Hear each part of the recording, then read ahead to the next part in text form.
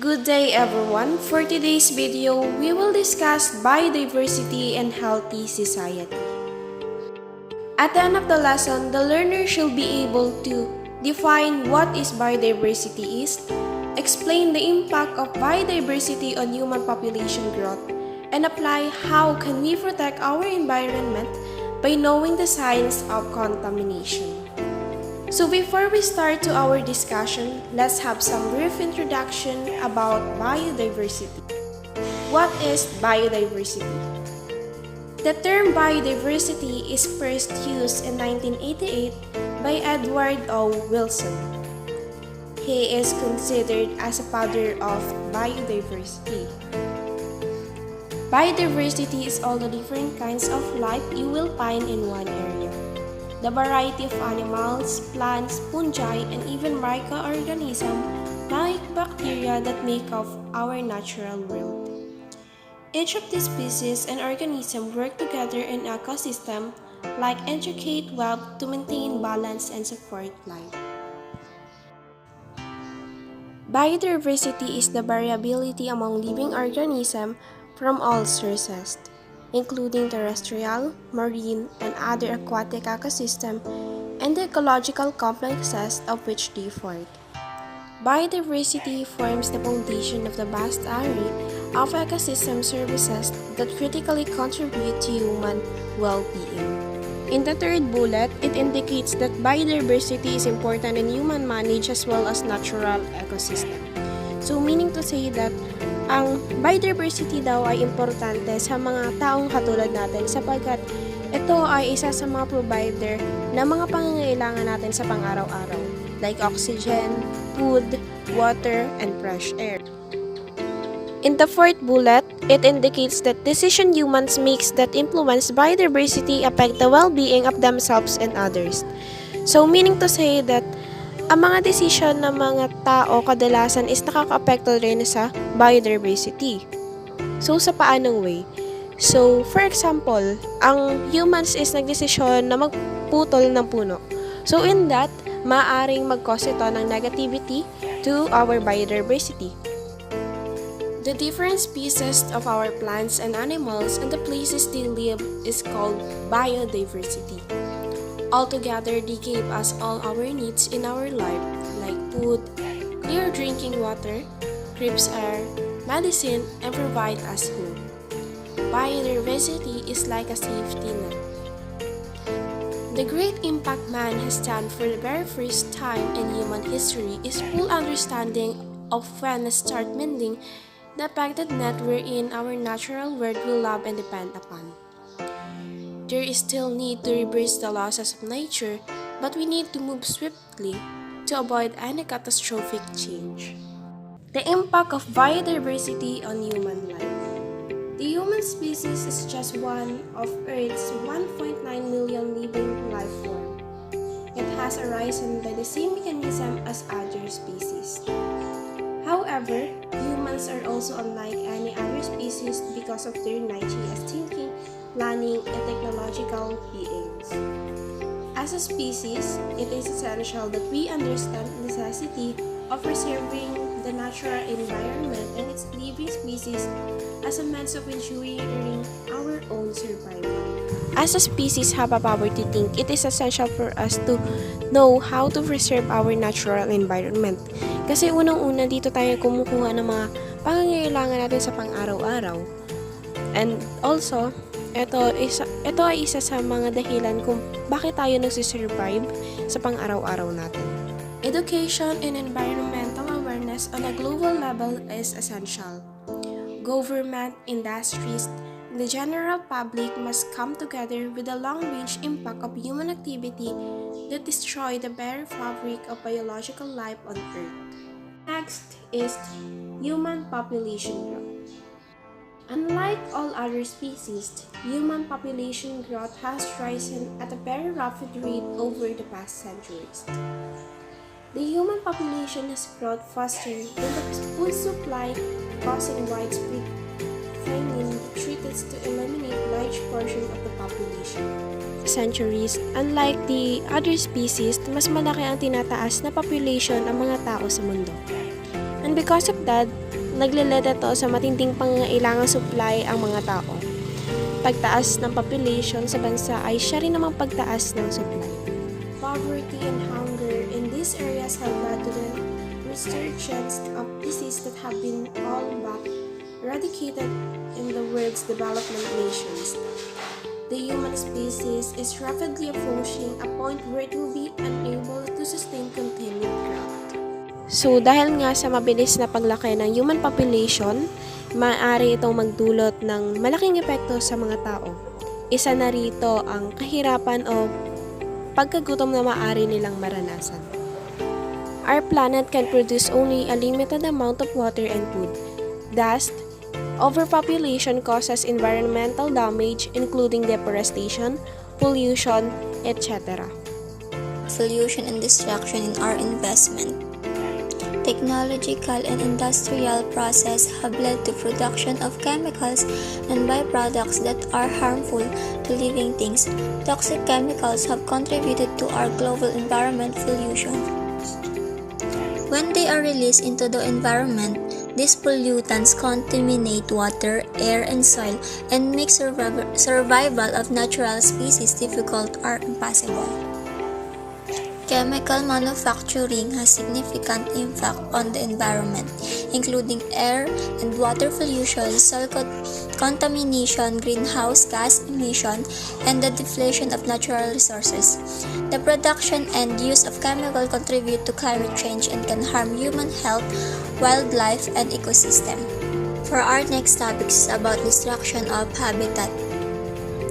Humans have used their technologies to remove trees and other plant life from wide areas of their natural habitat for the purpose of creating agricultural lands, industrial zones, roadways, or residential and commercial developments.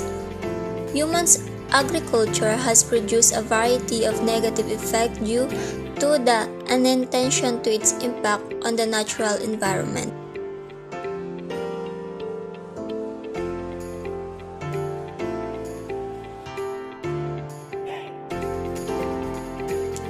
Failure to use crops that protect soil from erosion between planting, cycling, and expose bare soil to erosion, resulting in the loss of topsoil and sedimentation of water source. Overcropping is the failure to allow soil to recover nutrients and organic matter between planting. Organizing is the practice of allowing large number of domestic animals to graze an area too small to support them. Tulad nga ng sabi ko kanina, dahil sa pagputol natin ng puno, maraming nagiging negative effect.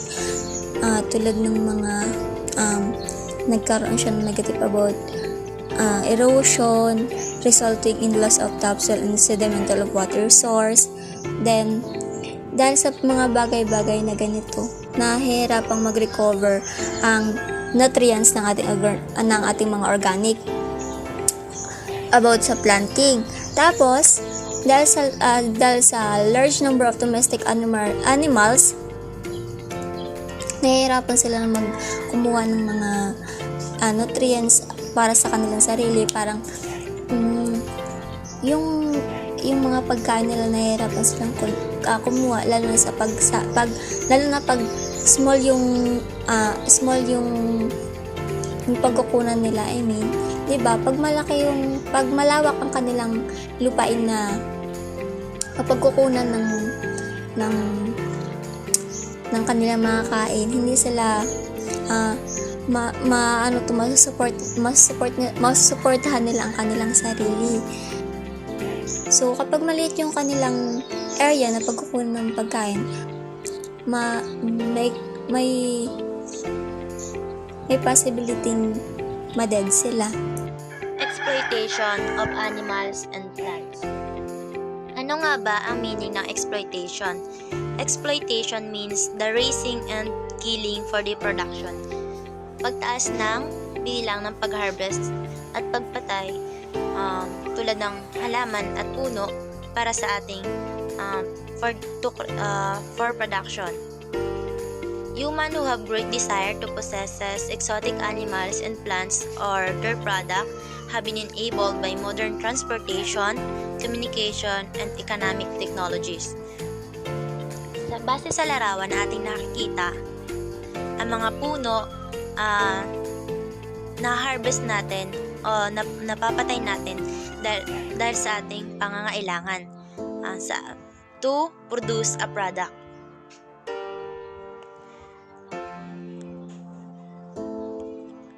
True animals are also killed to produce clothing.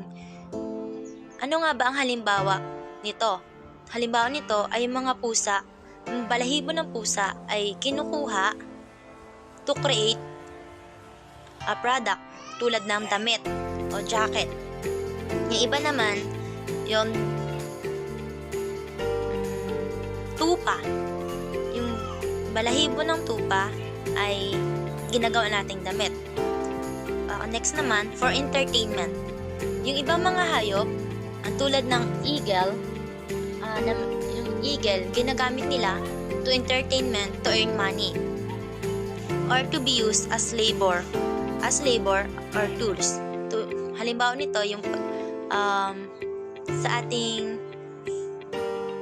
pagsasaka, gumagamit tayo ng kalabaw at baka, including their use as laboratory tools. Yung ibang hayop naman o puno ay nagagamit nating mga tao to create a medicine for experiment.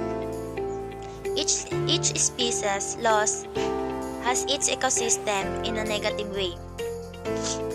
Alam naman natin na nilikha yung puno at halaman na may purpose at yun ay upang magamit natin mga tao, ngunit nasisira natin ito in a negative way o pagmamalibis.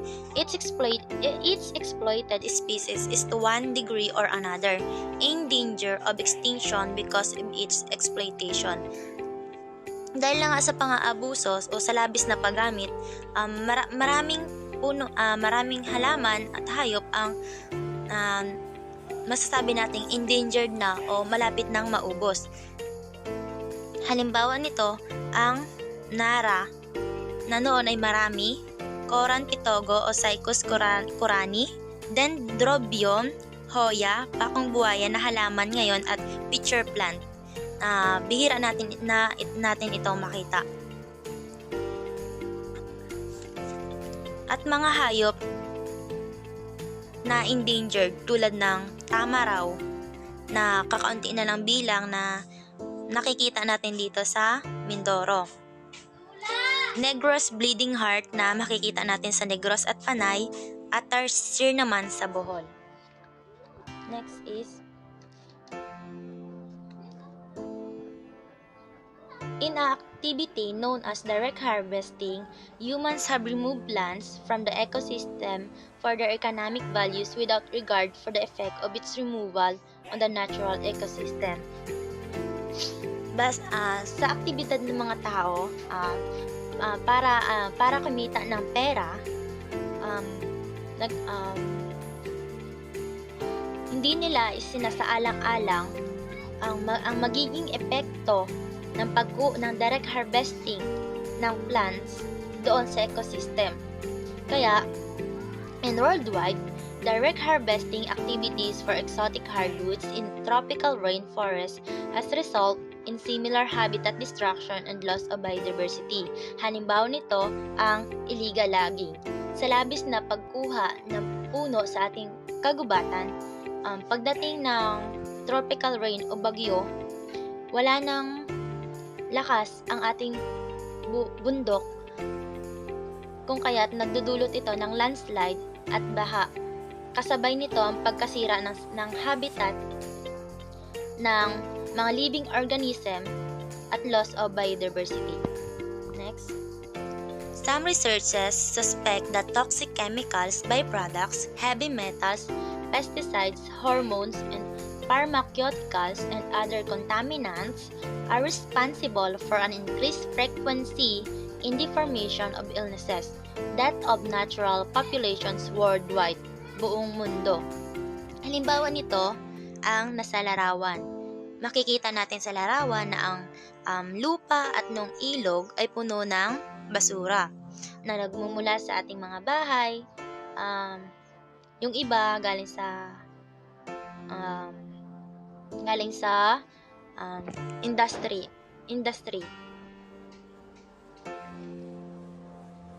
Makikita natin dyan na maraming basura nga, yung lupa nagiging contaminant na, yung tubig nagiging polluted na rin, na nagkukos ng mataas na bilang ng pagkamatay ng mga living organisms dyan tulad ng mga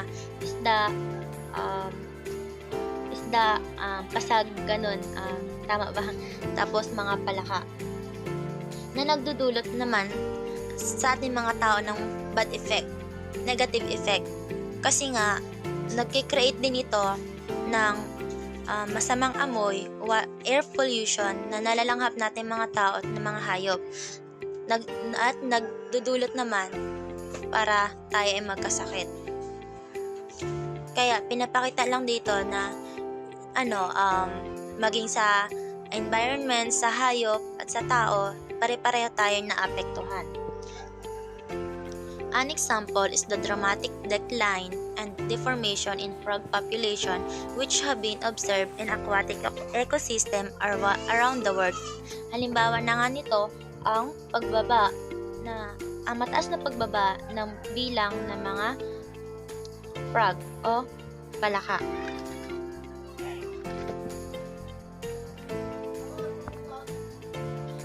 Other examples include reproductive cycle disruption in birds as a result of high concentration of DDT and other pesticides. Alamin natin ang DDT.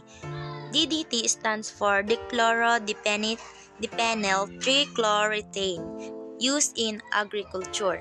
Pag sinabi natin used in agriculture, yung iba nating mga magsasaka ay gumagamit ng mataas na level ng chemicals, pamatay ng damo, na kung saan nasisira na yung nawawala na yung taba ng lupa at mahina na rin ang bunga ng mga punong kahoy, na kung saan yun yung pagkain ng mga ibon. Yun na rin yung isang dahilan kung bakit disruption of birds o pagkamatay ng birds. Isa ring halimbawa yung sa ibang mga magsasaka, gumagamit sila ng chemical sa palaisdaan na mga ilog. Yung iba gumagamit din ng illegal chemical para manghuli ng isda sa dagat na nagkukos naman ng pagkamatay o disease sa mga isda. At yung ibang mga ibon tulad ng uwak, yung pagkain nila tagak, tulad ng mga tagak, ang pagkain nila ay isda. Kaya yun din yung pag nakain nila yung isda na nakontamina na, pati yung ibon na yun ay mamamatay. Next is death and population declines of birds and fish linked to contamination from oil spills. Ito na nga yun, yung mga ibon natin at mga isda ay naapektuhan ng oil spills. Kasi nga, contaminated na yung water kung saan sila nabubuhay, kung na doon din sila kumakain. Bakit nga ba nagiging contaminated o polluted na yung water? Dahil na nga sa mga pabrika na yung mga oil, sa mga pabrika doon nanggagaling yung oil spills na napupunta naman sa bahagi ng tubig. Deaths and disorientation of marine mammals, yun na nga, contaminated waters. Yun na nga, sinasabi ko kanina, once na may mali dun sa isang place, kunwari sa tubig, lahat tayo ay maapektuhan. Next is, in our own species, adverse health effects like to chemical exposure are increasingly prevalent among infancy and early childhood. Yun na nga, kung sa nung unang panahon ay healthy pa yung kinakain natin, mga naamoy natin, yung paligid na tinitira natin, healthy tayo, malusog tayo, hindi pa tayo nakakalanghap na mga contaminated air, hindi pa tayo na-expose sa contaminated na environment. Pero ngayon, yung mga baby natin, kakalabas pa lang, mga maliliit pa, may mga sakit na dinaramdam. Recently, the incidence of birth defects and disease linked to environmental pollution has risen among children living in environmental contaminated areas of the world. Yun na nga, kadalasan na makikita natin na may mga sakit ay yung mga nakatira sa contaminated area. Other health problems being experienced today by children living in contaminated communities like squatter areas, mga nakatira lang sa dump site, ay nagkakaroon ng sakit include chronic lung disease and childhood asthma. Energy consumption followed by fossil fuels. Consumption of energy. Ano nga ba ang consumption of energy or energy consumption? In a household, energy consumption includes electricity, gas, water, and any other energy used to live comfortably. Worldwide industrialization has brought an increased demand for use of energy resources. Why and how does industrialization has brought an increased demand for use of energy and resources? So bakit nga ba? This is because industrialization shift primary energy consumption away from renewable resources and toward sources with much higher energetic value such as coal and oil. It brought both positive and negative effects on humans and ecosystem. Paano nga ba ito nagdala ng positibo at negatibong epekto sa humans and ecosystem? This is it. One of the positive effects of Industrial Revolution, for example, was an increase of food production. The Industrial Revolution also resulted in the growth of cities and towns. Meanwhile, the Industrial Revolution had a negative impact on the environment due to the chemical released by factories. Countries like United States and England had been a long major consumer of energy. China, formerly a large user of energy sources, lately became the major consumer of petroleum as a source of energy to operate its growing economy. So, paano nga bang ang well-developed countries like United States and England ay nagiging major consumer ng energy? This is why. Probably because the United States uses and produces a wide range of types and sources. Also, energy consumption per head is reliable indicator of country's economic development. Ang paggamit ng major energy, ang pagiging major consumer ng energy, guys, is nagpapahiwatig ito ng pag-unlad ng isang bansa. High energy demand are imposed by well-developed manufacturing and service sectors as well as adequate transportations and movements of goods and people for work and recreation.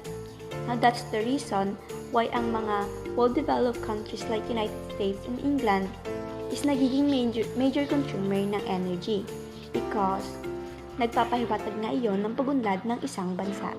Next, for some time, the source of energy has changed with traditional water, wood,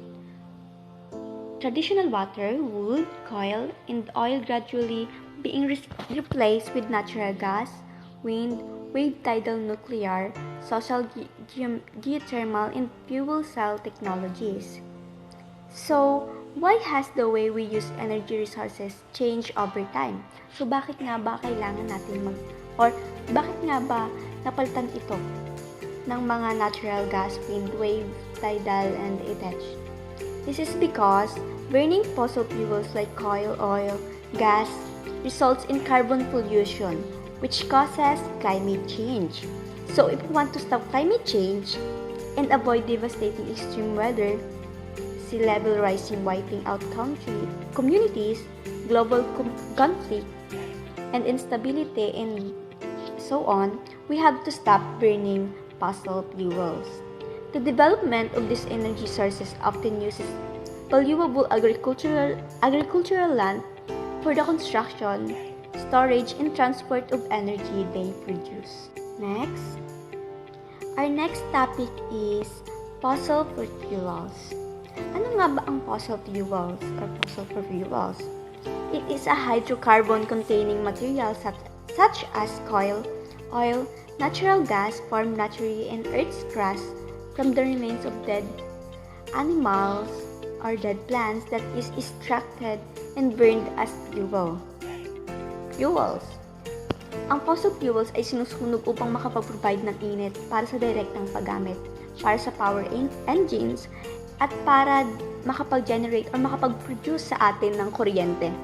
It is commonly used as an energy source in industrial processes for past 200 years. So for more than a century, burning fossil fuel has generated most of the energy required to propel our cars, power our businesses, and keep the lights on our homes. Kahit ngayon ang oil, coal, and gas ay nagsisilbi ng humigit kumulang 80% sa ating pangangailangan sa enerhiya. Next is the chemical byproducts of fossil fuels combustion are released into the atmosphere and contribute to the worldwide air pollution as well as phenomenon known as acid precipitation and acid rain. The burning of fossil fuel also been linked to the phenomenon known as global warming. So ayun and we're paying the price dahil ang paggamit ng fossil fuels for energy has exacted an enormous toll on humanity and environment, from air and water pollution to global warming. That's beyond all the negative effects from petroleum-based products such as plastic and chemicals. Ayon niya kay Ban Ki-moon, ayon sa quotes na sinulat niya, the clear and present danger of climate change means we cannot burn our way to prosperity. We already rely too heavily on fossil fuels. We need to find a new sustainable path to the future we want. We need a clean industrial revolution. And that's the end of my report discussion. Thank you.